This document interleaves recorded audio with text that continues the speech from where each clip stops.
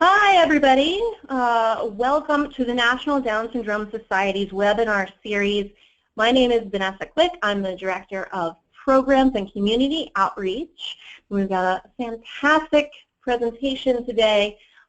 Really excited to be a part of on ABLE 101, how this new savings tool can work for you with my colleagues, Sarah Hart-Weir, the President of the National Down Syndrome Society, and Heather Sachs, Vice President of Advocacy and Public Policy of the National Down Syndrome Society.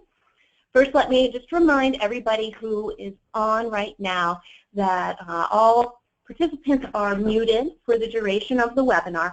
However, if you've got any questions at any point, please type them into the box on your screen. We'll be doing Q&A at the end, and we'll do our best to get to your questions. So please feel free to do that.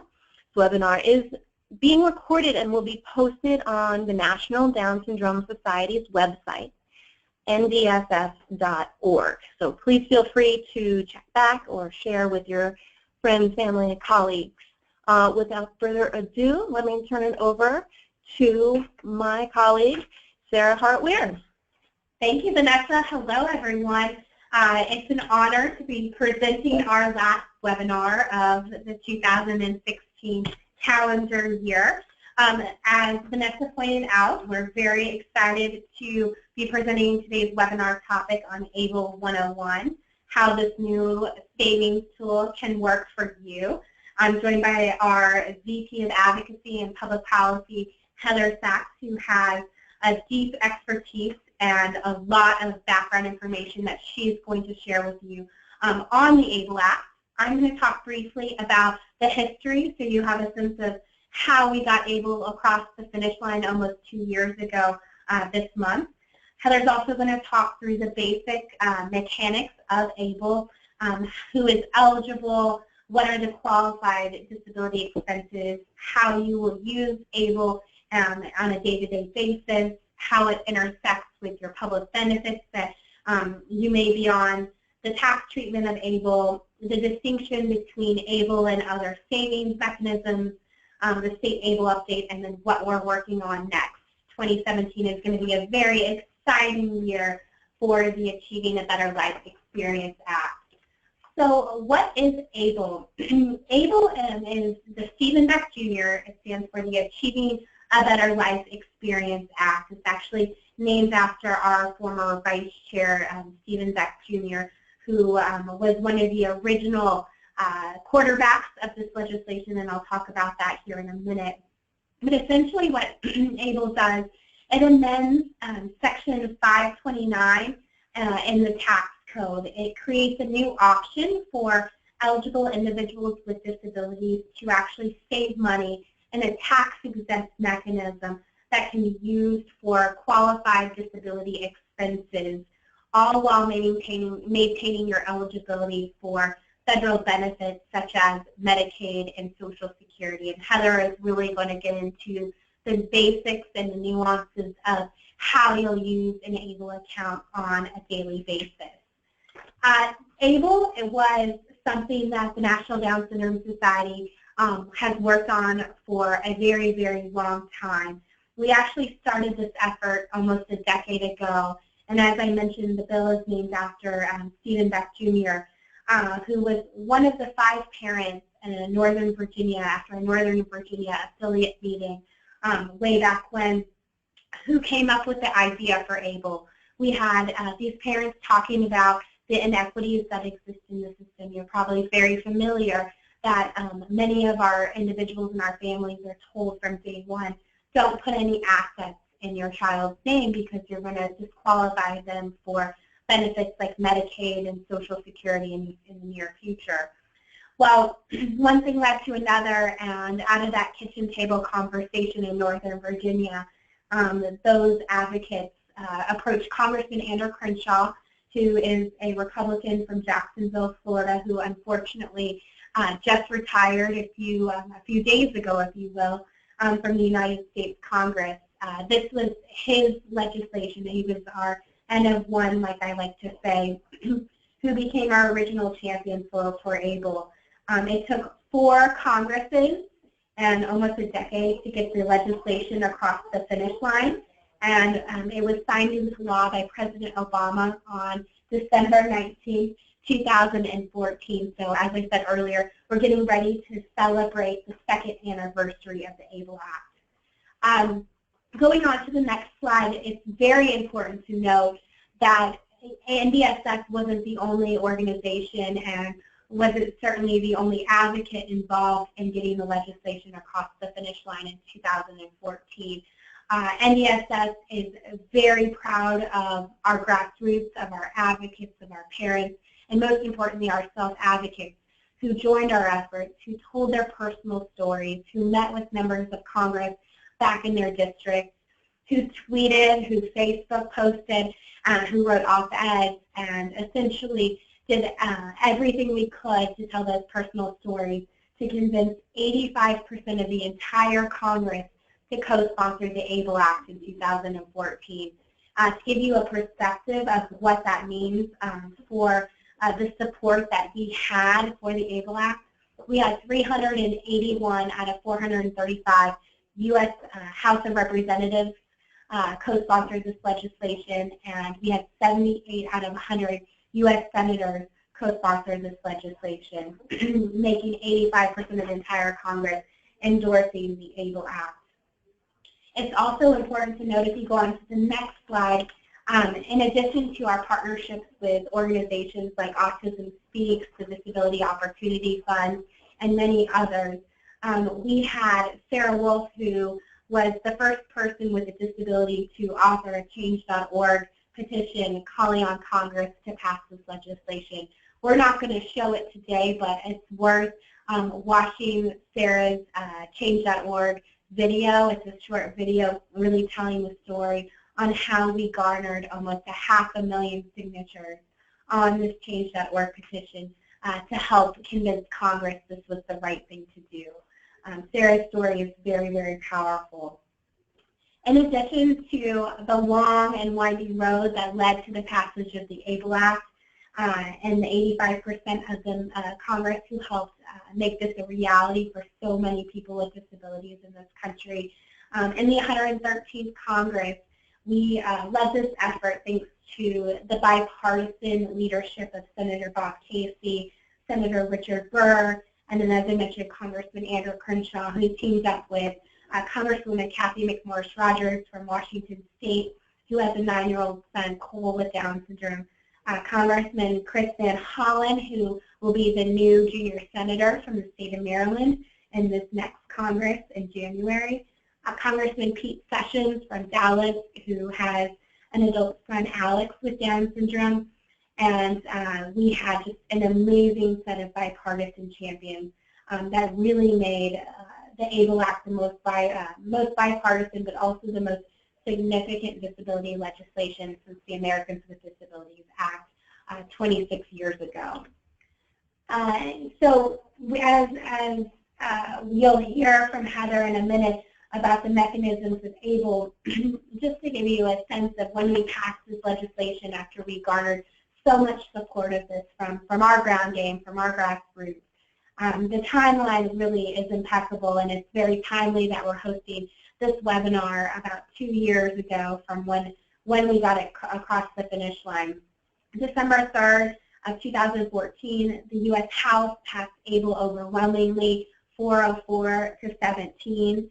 A few days later, we had the U.S. Senate pass the ABLE Act as part of the tax extenders package. And then, of course, the bill is named after our late Vice Chair, Steve Beck, who was one of those original parents under the kitchen around that kitchen table that night almost 10 years ago. Steve passed away suddenly just a few days after our December 3rd vote in the U.S. House. But he was able to see one of the most monumental days in the history of the fight to pass the ABLE Act. Since the passage of ABLE at the federal level 2 years ago, ABLE accounts are now a reality to all people with disabilities that meet the criteria, which Heather is going to walk us through. The first ABLE account was opened in June of this summer. Ann Gerhardt was the first recipient of an ABLE account She's from Cincinnati, Ohio, and opens up an ABLE account as part of their stable program. And as of yesterday, we actually have 7 states that are offering ABLE programs. You see them listed here, but Ohio, Nebraska, Tennessee, Florida, and Florida is right now a program just for Florida residents only. Michigan, Oregon, and Kentucky. And each of these programs, aside from Florida, are national programs.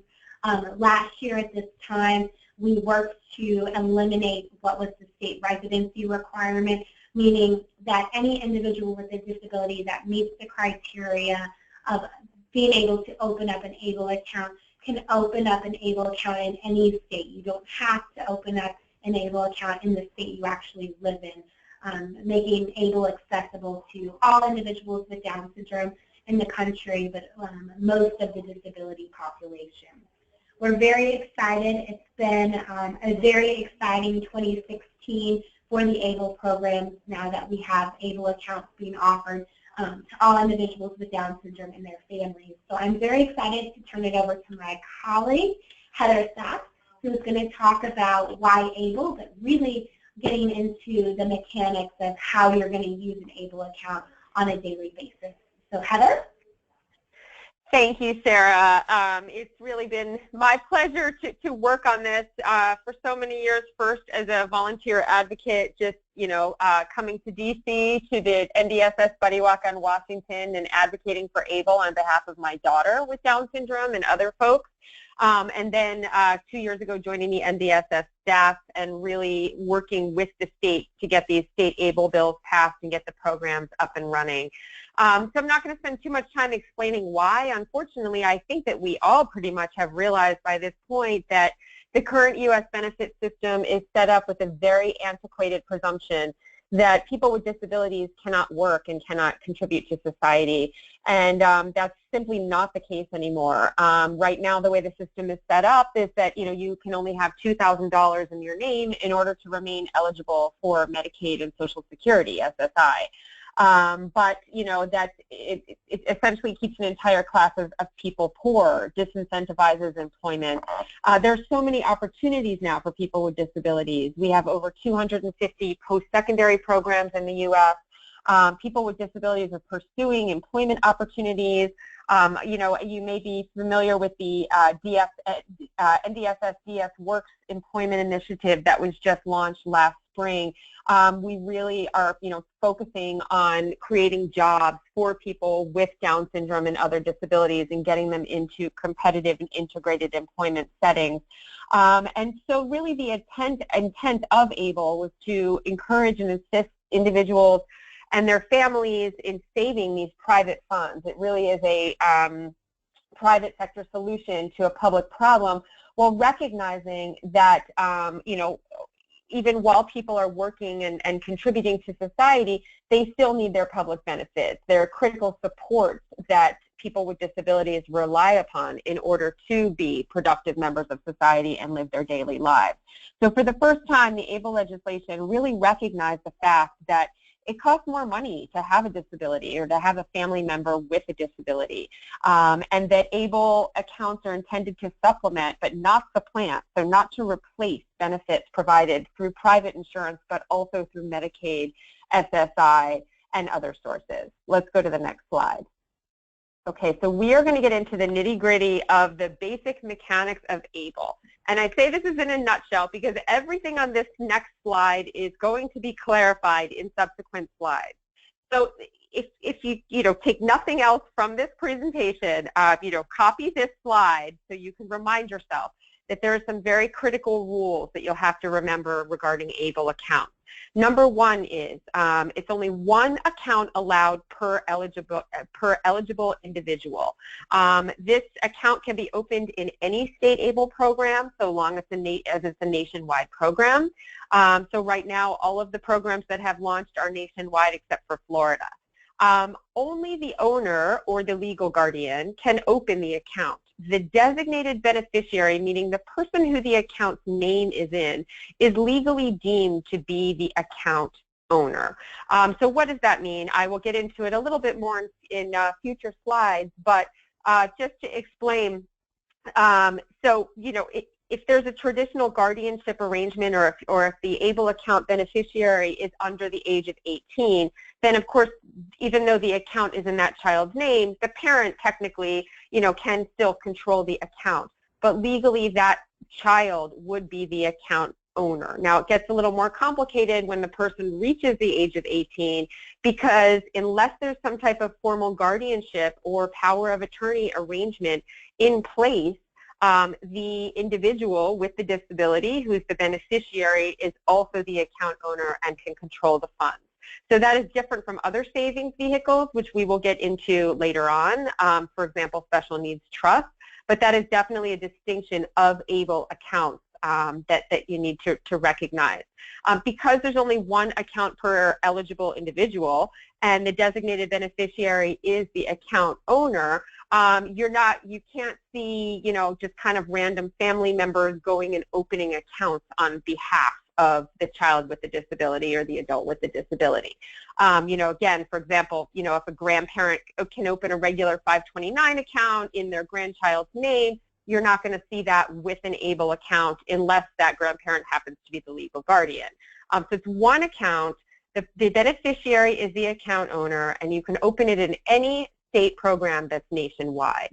So the funds on the ABLE account can be spent on qualified disability expenses, and I will definitely talk further about this in the presentation. But one takeaway that you should know is this is very, very broadly interpreted. In fact, when I get into the nitty-gritty of talking about it, you'll see there really are not many expenses that could not qualify as qualified disability expenses. So it's a very broad expenditure of funds. It's not just for education. And then also one thing you need to know is regarding the account cap. The total annual contribution to ABLE accounts is $14,000. This is tied to the federal gift tax limit. That's the aggregate of all contributions.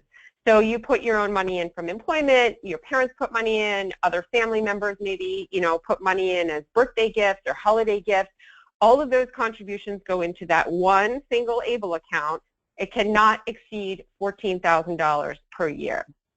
The maximum account balance, so the, you know, as each year, as 14,000 starts to accumulate, and then another 14 and another 14, the maximum amount of money that a person can have in their ABLE account is tied to whatever that state 529, for regular 529 account limit is, the state where the ABLE program resides. So for example, in Virginia, and their ABLE program will be launching next week, in Virginia, their state 529 account limit is actually $500,000, which is one of the highest in the country.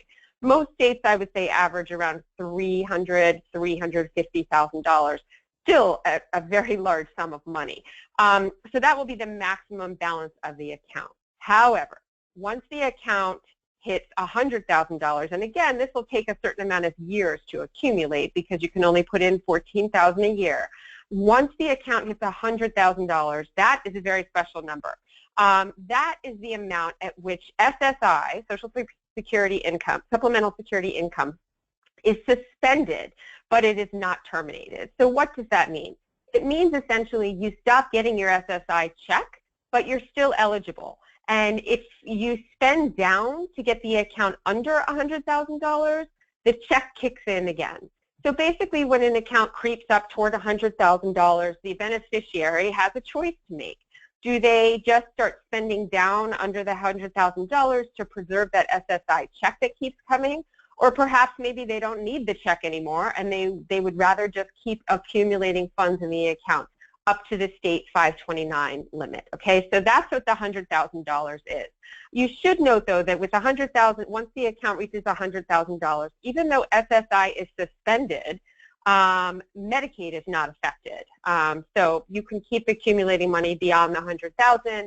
You'll stop getting your SSI check, but you maintain your Medicaid benefits.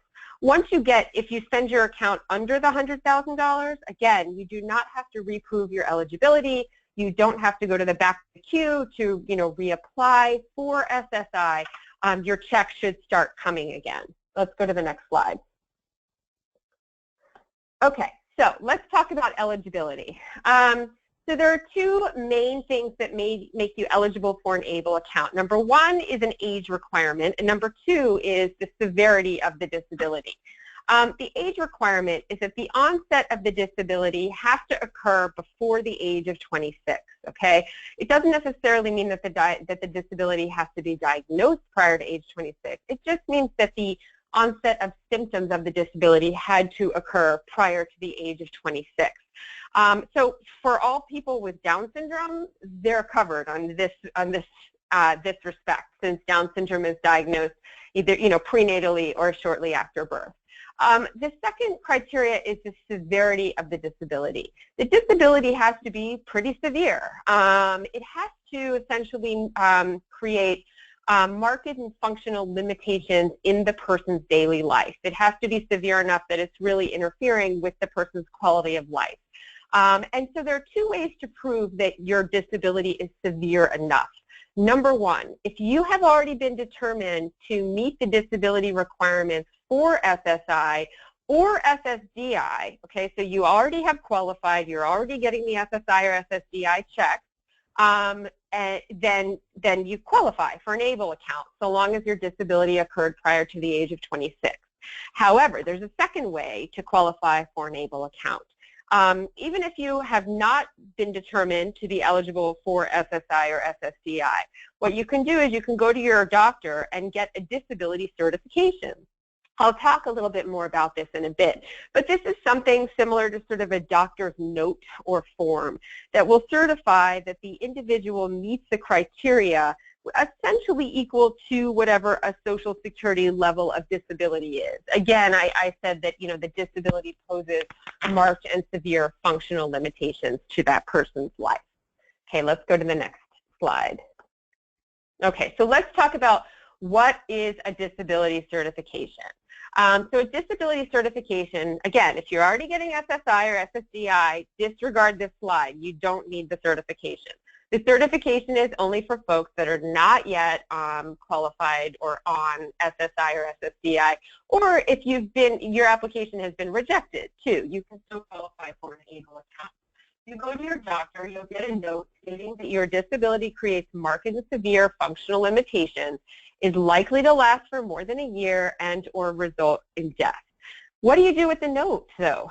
This was a subject of a lot of discussion after the ABLE Act passed, and as Treasury and IRS were developing their regulations on ABLE, NDSS and some of our other disability group allies really, spoke with some other entities in the financial community and the ABLE account administrators, and we all basically agreed that we don't want to be giving private information about medical issues to the state ABLE administrators, nor do they want to hold it or make any type of determinations themselves.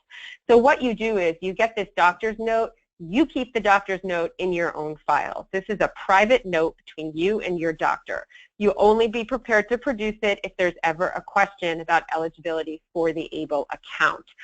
What you will do is when you go to open an ABLE account, usually it's through an online mechanism, you will have to check a box certifying under penalty of perjury that you have already obtained this certification.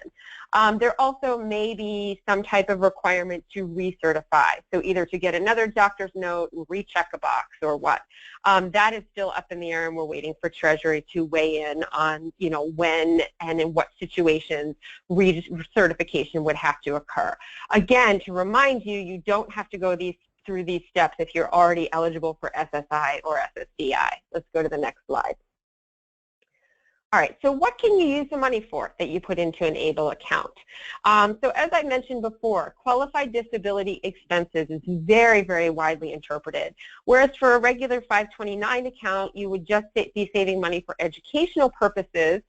With an ABLE account, yes, the money can be saved and put toward education, but it can also be put toward a myriad of other things, such as housing, transportation, employment training and support, assistive technology, health prevention and wellness, financial management, legal fees, funeral expenses, and more. There's also a catch-all that was put into the Federal ABLE Act, and that's that these funds could be used for basic living expenses. So what is that? I've gotten questions in the past. Can you use it to pay your rent? Yes. Can you use the funds to go food shopping? Yes. buy clothing, anything that will help the person with the disability through their daily life. So as I said, it's very, very widely interpreted. So what do you have to do to get the money out and to show that the qualified, that the expenses you're using the money for are qualified? All you have to do is keep your own receipts and records. Again, Treasury has weighed in on this very favorably, and we were very happy with the outcome, which says that you don't need to be requesting permission to access your ABLE funds. You don't need to be, demonstrating at the point that you take your funds out that you're using it, for a new wheelchair, for an assistive technology device. People with disabilities use things in very, very different ways, and it really varies by person and by disability. What Treasury has said is that very much like a health savings account, with an ABLE account, it's incumbent upon the ABLE account owner and their family to keep your own receipts and records and just be prepared to produce them if there's ever a question and you're audited. Let's go to the next slide. Okay, so now I'm going to talk about the impact on federal benefits and SSI. And now, as I said before, currently without ABLE accounts, unfortunately a person with a disability can only accumulate up to $2,000 in assets in their name without losing SSI or Medicaid benefits. So what ABLE allows you to do is basically circumvent this $2,000 asset cap. For supplemental security income, accumulating assets in the ABLE account up to $100,000 are not counted against the beneficiary for SSI eligibility or payment. So you keep getting that Social Security check. Social Security is not allowed to look at the assets in that ABLE account up to $100,000. And again, just to remind you, we have the $14,000 a year cap on contributions to the ABLE account. So it will take a number of years before anyone's accounts creep up towards that $100,000 mark, since ABLE accounts have only been in existence for a few months. Once the account hits $100,000, the SSI check stops and eligibility is suspended, but it's not terminated. So again, you don't have to reapply if you need that Social Security SSI check. All you have to do is spend money on the many different qualified disability expenses, spend down under the $100,000 limit. Now, there are some specific rules regarding using these funds for housing expenses, rent, and the deposit of earned income into the ABLE account. For those, I can talk to you offline. I also would encourage everyone to read the SSA's, the Social Security Administration's PALMS manual. There's a link to it in this slideshow. There's also a link to it from our website on the ABLE page. And this, Social Security basically, kind of walks you through the use of ABLE funds for rent and also the consideration of earned income. The bottom line is that while the ABLE account addresses the $2,000 asset limitation imposed by SSI, it unfortunately does not address the earned income limitation. So they're still going to be looking at the amount of money that you're earning, counting that as earned income in that first month that it's deposited into the ABLE account. Starting with that month 2, then the money that you're depositing into the ABLE account from your earned income does then start to accumulate as assets. But when Social Security takes a snapshot of your assets, they are still going to look at your earned income in the month that it was earned for a beneficiary who works. Same thing with housing expenses. The typical SSI rules apply. If you pull out money to pay rent, Social Security Administration has said you need to be paying that rent in the same month and not holding it over to the next month. So if you pull it out on October 30th and then you don't actually pay your rent until November 2nd, when they take that snapshot of your assets, that money that you're holding for rent as of November 1st is actually going to count against you. So again, if this is a concern for you, I would recommend that you, read SSA's guidance on this, which is pretty clear, although we are working with them to, try to come up with some more, frequently asked questions in clearer language. And then please reach out to me with any additional questions. Let's go to the next slide. Okay, so let's talk about the impact of federal benefits on Medicaid.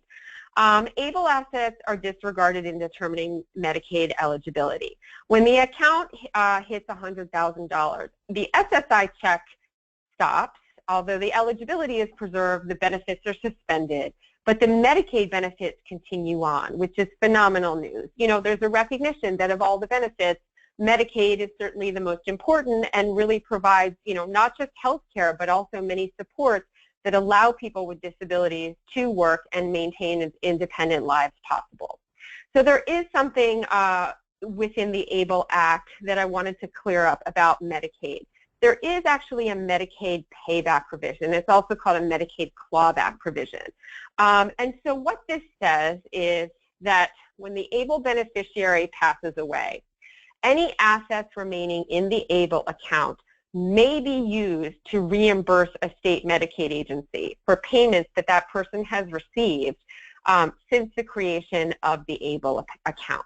So I've got to be honest, you know, this clause seems a little bit scary to people, but when you break it down, I don't find it to be as scary as you know, some people think, for a couple reasons. One, the federal law has authorized, you know, given states permission to go into the ABLE accounts and claw back the money for reimbursement, but it does not mean that states are going to do so. In fact, we think that many states will choose not to do so. Pennsylvania is an example in that when Pennsylvania passed their state ABLE law last year, they specifically put language in their state ABLE law prohibiting their state Medicaid agency from doing just that, from going into Pennsylvania ABLE accounts and seeking reimbursement for ABLE beneficiaries who pass away. We've had many conversations with a lot of the other state ABLE programs that have already launched, and many of these other states want to do the same thing. So I think over the next couple of years, we're going to see an actual elimination of this Medicaid clawback. Secondly, even if the state Medicaid agency does decide to claw back the funds in the ABLE account, Medicaid is actually going to be considered a secondary creditor. So that means that after the person with the disability passes away, all of the outstanding qualified disability expenses can be paid from the ABLE account first, before Medicaid gets its hands on it. So, you know, say the person has outstanding tuition to pay, car payments, funeral, you know, and burial expenses, you know, outstanding, you know, rent, anything that, you know, is considered a qualified disability expense can be paid first from that ABLE account. Any remaining funds then could go to Medicaid if the state Medicaid agency decides to assert a claim against it. Then if there's anything else left in the account after that, it just gets distributed according to whatever the estate laws are. Okay, let's go to the next slide. Okay, so let's talk about the tax treatment of ABLE accounts. Contributions to the ABLE account are made with post-tax dollars, and they grow tax-free, and the qualified distributions are tax-exempt. So when you pull the money out, you don't have to pay taxes on it. The income that you're earning on the amount of money that's being saved in the ABLE account, you don't have to pay taxes on. The Federal ABLE Act says that ABLE programs, ABLE accounts are exempt from federal taxation. And as I said before too, distributions from the ABLE accounts are also exempt from taxation, so long as they're for qualified disability expenses. Qualified disability expenses is so broadly defined that almost anything would qualify.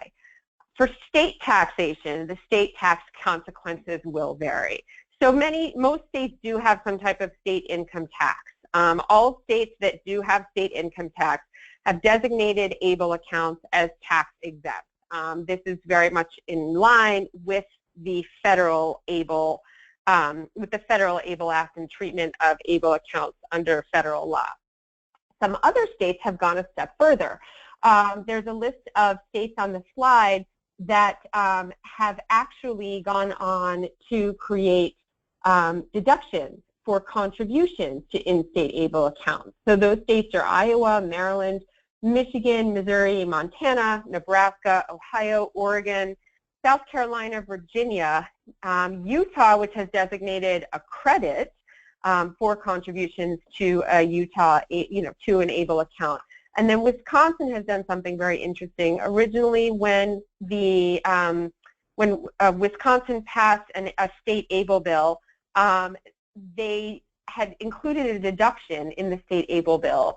Then Wisconsin has decided now not to pursue its own ABLE program for budgetary reasons.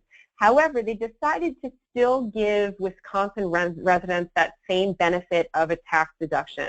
So for Wisconsin residents who invest money in an out-of-state ABLE account, which is really their only option now, since there will not be an in-state program, they still get that tax that tax benefit, that tax deduction, which is great. Let's go to the next slide. All right, so this slide is just comparing regular 529 accounts to ABLE accounts. So most of the ABLE programs in the country are set up through the state 529 agency or state treasurer's office. In many states, those entities are melded together, and so they're mostly being run by whoever is running the state 529 program. And so these accounts, though, are very, very different. Even though ABLE is also, within that same part of the tax code, there are significant differences between them. As I said before, with regular 529 college savings accounts, you can have an unlimited amount of accounts. Really, anyone can open it in someone else's name. The beneficiary is not considered the owner of the account like they are for ABLE accounts. It's very regular 529 college savings accounts are very restricted in what they can be used for. They can only be used for qualified education-related expenses. Now, we all know that many folks in the disability community can and may go to college, but many will not. And we won't necessarily want to be locked in to using savings for college. The great thing about ABLE accounts is you really can use it for anything: job training, transportation, housing, etc. Again, let's recall that it's only one ABLE account per beneficiary. Only the beneficiary can open the account in their own name. If the beneficiary is a minor or someone that has a legal guardian or power of attorney, then that guardian or parent can open the account. But it's in the beneficiary's name. As I said many times, too, it can be used for broad categories of qualified disability expenses. Let's go to the next slide. Okay, so another question that always comes up is, what's the difference between ABLE accounts and special needs trusts? So first off, I just want to say that ABLE accounts were never intended to take the place of special needs trusts. What we just consider ABLE accounts are really just an additional tool in the toolbox, along with special needs trusts, with regular 529 accounts, etc., that could potentially help people with disabilities. In many cases, families may choose to have both a special needs trust and an ABLE account. So please just keep that in mind, that it's not an either-or situation.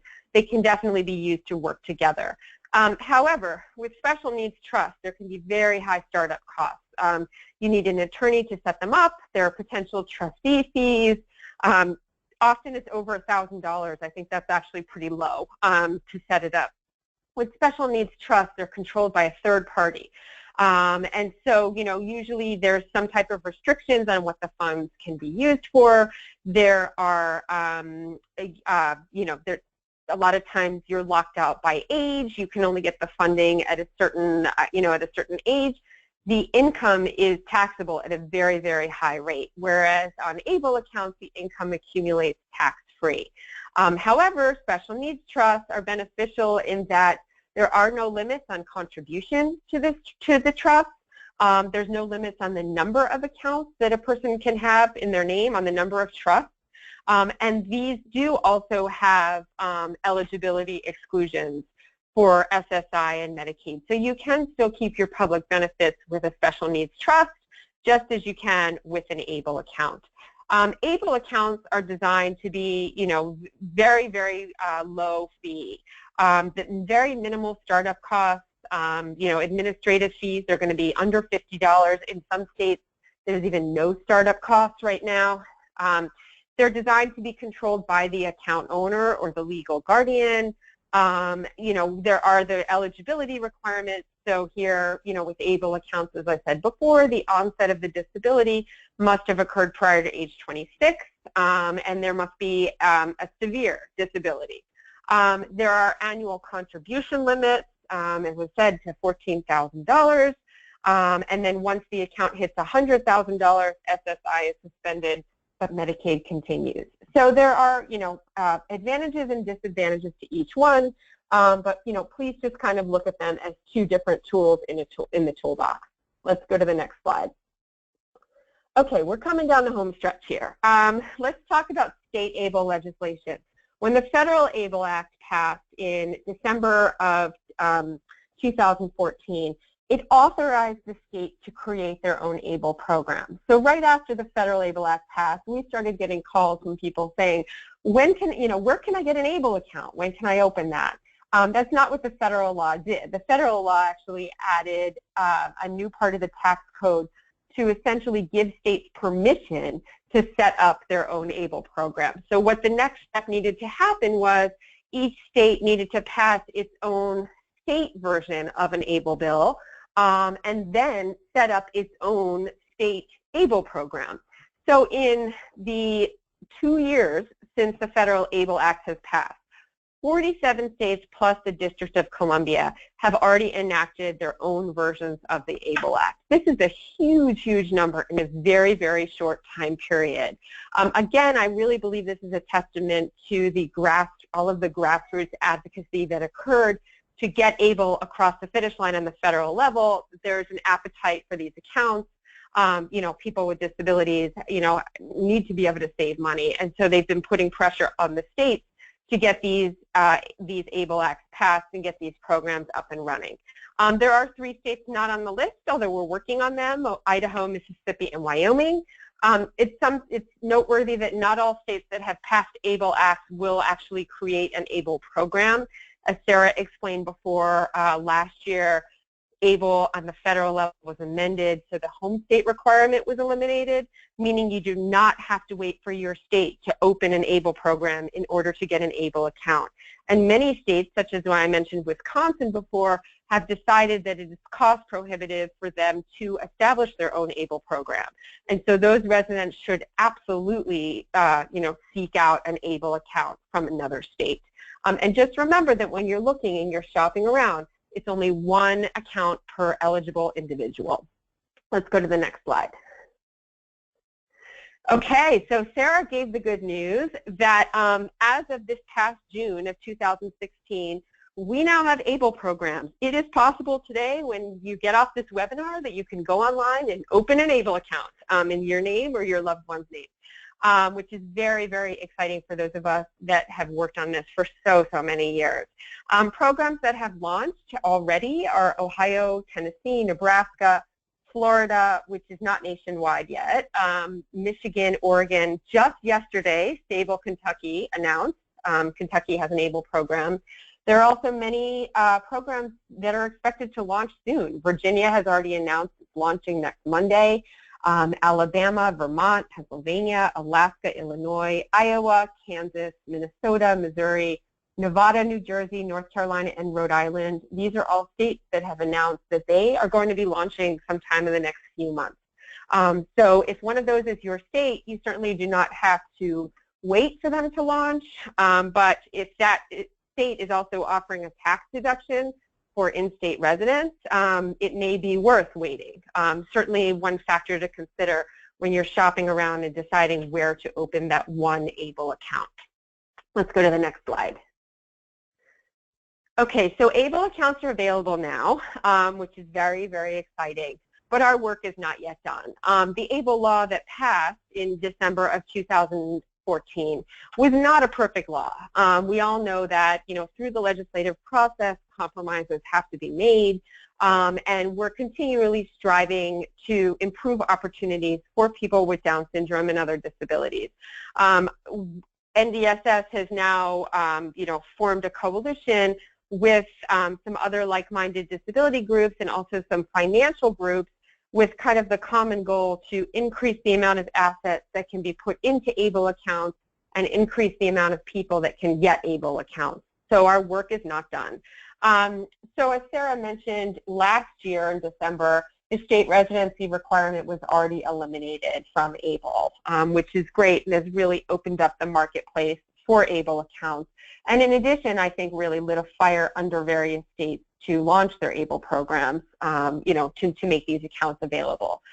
This past Congress, which just wrapped up last week, there actually were 3 ABLE improvement bills going through.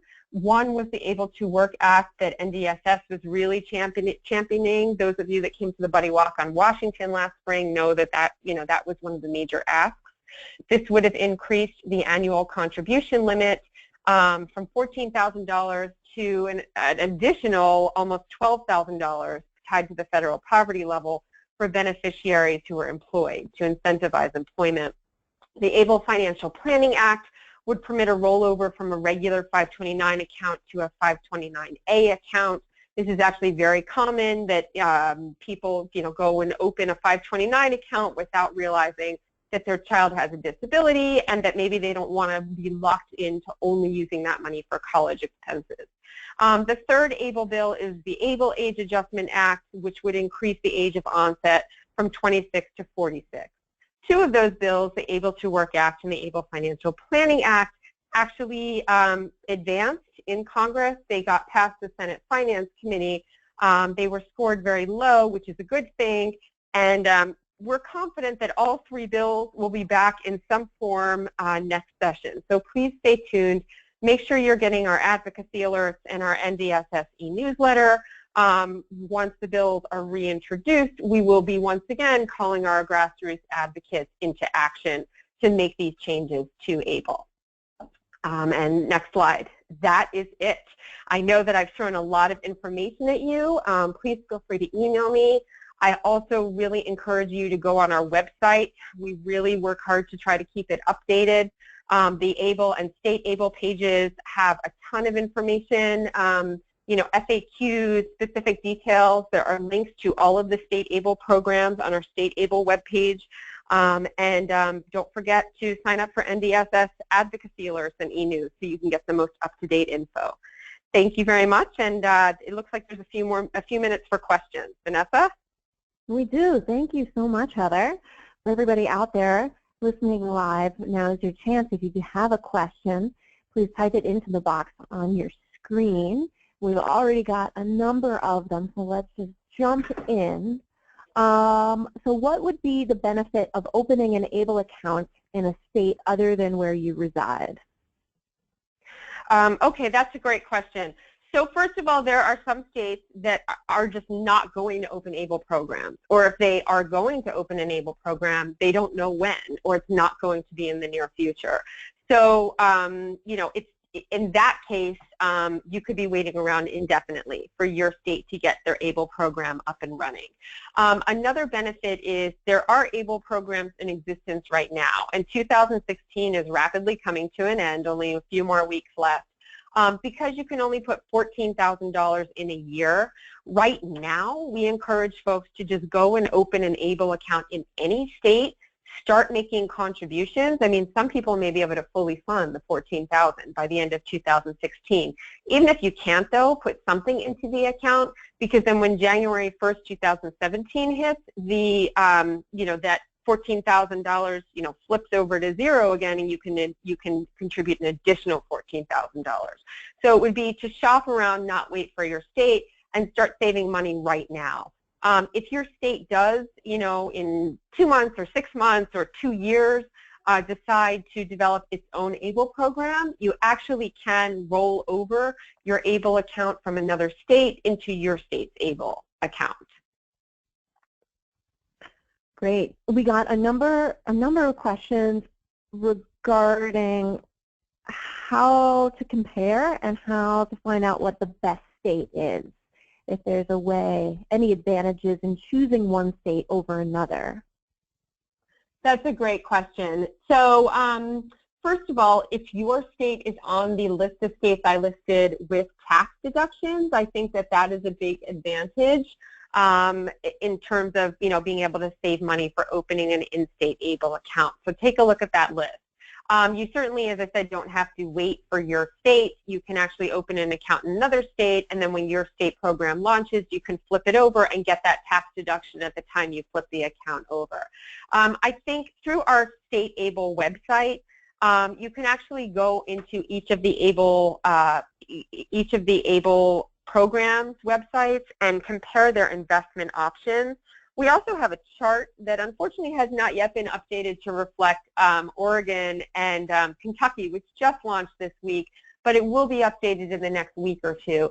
We have a chart available on our website which actually compares key components of ABLE programs. I would encourage you to look at administrative fees, minimum balances. All states are offering different types of ABLE plans, so there's always kind of a very low risk FDIC insured one. There's always kind of a medium range, and then there's like a higher risk investment plan, which you have the potential to make more money, but you also have the potential to lose money from it. So just as you would go and shop around for a regular 529 account and really compare the investment options of the states, you can do the same for the ABLE program. Okay. Oh, here's a good one. Okay, how does SSI know if an ABLE account exceeds $100,000? Does the financial institution report this info to the government on a periodic basis? That is a great question, and yes, they are required to report this information as part of the Federal ABLE Act. What they're also required to do, and what they are doing, is put safeguards in place to protect the beneficiary. So if your account balance is creeping up toward $100,000, and again, because it's only $14,000 allowed per year, it's going to be a number of years before anyone's in this situation.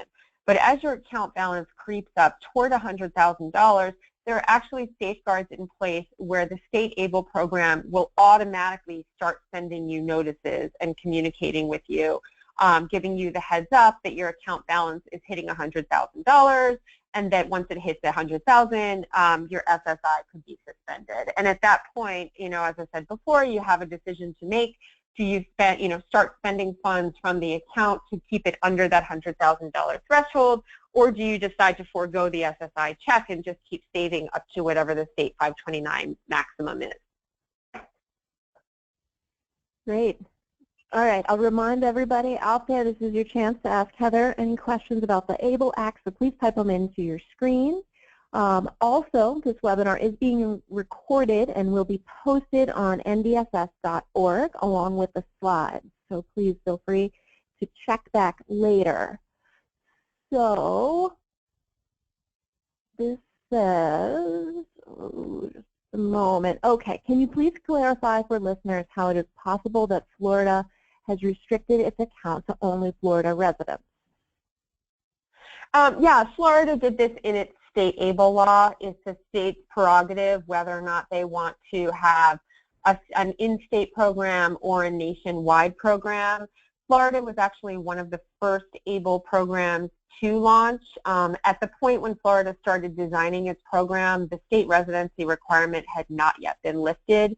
So Florida was really designing its program, for in-state residents, thinking that, they weren't going to be offering it to out-of-state residents.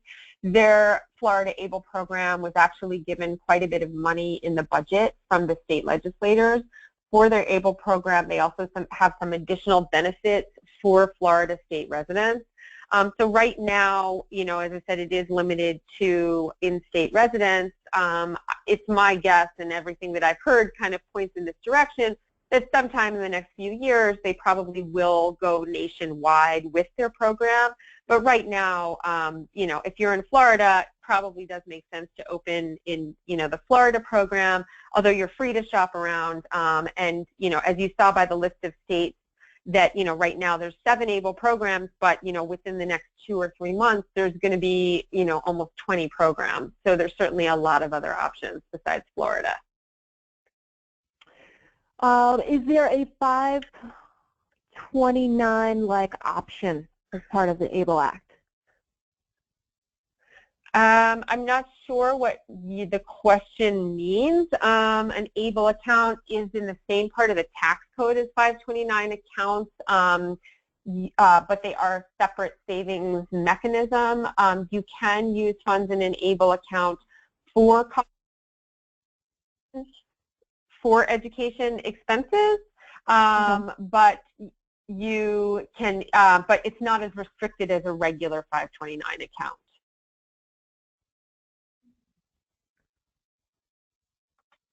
Okay, So here we go. So the firm you choose to invest with is responsible for monitoring the $14,000 contribution limit, correct? The account owner does not need to do this. Well, the account owner should be keeping their own records anyway. I mean, that's just, being financially responsible, being on top, just as you would be balancing your checkbook and keeping tabs on how much money is in your savings account. So it really is kind of a team effort between the beneficiary or beneficiary's family or support providers and the state ABLE program. But just as there are safeguards in place for when the account creeps up toward that $100,000 mark, there are also safeguards that have been put in place where when annual contributions get to that $14,000 amount, additional contributions over that are literally returned to people. The state does not want to take the risk of anyone losing their SSI benefits, and so they're required to include safeguards in their whole deposit system where it will not accept deposits beyond that $14,000 amount. Okay. Can you please clarify if any or all state ABLE programs require the account owner to have a bank account? They do not. No. You can just have an ABLE account. You'll see if you go to our website on the State ABLE page and then start taking a look at some of the State ABLE program pages that you can open an ABLE account. You can use it either as an investment account where, maybe it's a very young child you're opening it for and you want to put money in and just kind of use it, let it sit there and use it as a savings vehicle. Or some people may use the accounts in a more transactional way. Where you're really using it to fund your rent and your day-to-day expenses, and that's fine too. You can also set it up where your paycheck can go directly to an ABLE account as well. And does the person opening the account have to be over 18? No. That is a good question. The person opening the account does not have to be over 18. If the person is younger than 18, then that person's parent or legal guardian will open the account for them. The account will still be in the beneficiary's name, though, and will be technically and legally owned by the beneficiary. It would just be the parent or legal guardian, or if there's a power of attorney, that would be in control of the funds.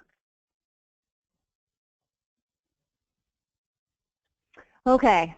We've got time for one more here, and we'll make it a good one. Okay, you mentioned that you can roll over an account if your state decides to offer them.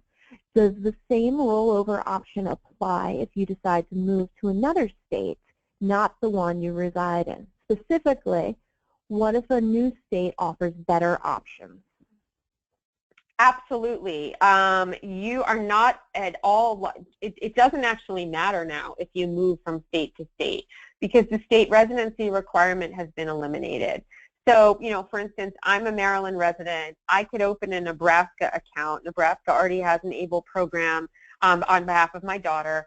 If I move to New York, I can either keep that Nebraska account, I can move it maybe to the Ohio program. I can move it to the Illinois program when it launches. It really doesn't matter what state you're living in. Again, though, it's only one ABLE account per person. So when you're looking at whether or not you want to stay within one state's program or move to another, you just kind of have to shop around. The reason why I said that if your state is planning to open an ABLE program, you may want to roll it over. It's only for those states that also have decided, again, optional, but some states have decided to offer an additional benefit that not only would the funds be tax exempt, but there would also actually be a deduction that you could take on your state income taxes.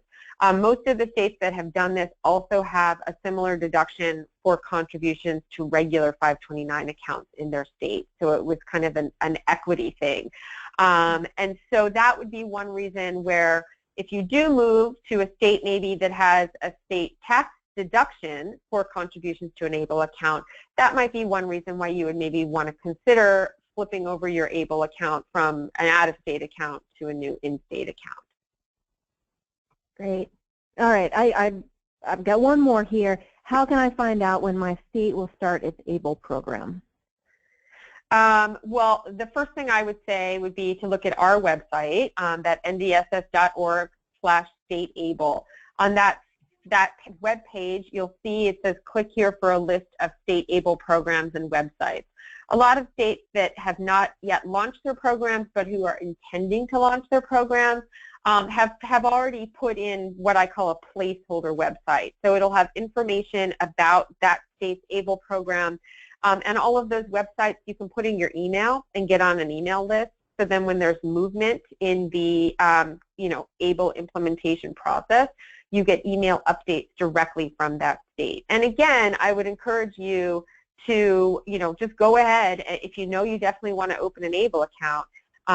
If it's uncertain when your state is going to launch, I mean, some states on that placeholder website have announced, okay, we're launching in, spring of 2017. If your state is not that far along yet, they haven't announced when they're going to launch, I would just go ahead and open an ABLE account in another state, just so you can take advantage of the savings mechanism and start saving money. And as I said, you always have the option of switching it to a different program. Great. Well, Heather, thank you so much for taking the time to explain all this to us and for everybody out there. Again, this is recorded, and the video as well as the slides will be posted on ndss.org. Heather's got our contact information listed up there along with NDSS resources, so please stay informed and sign up for our advocacy alerts and the e-newsletter to keep up on this. And everybody have a wonderful afternoon. Bye.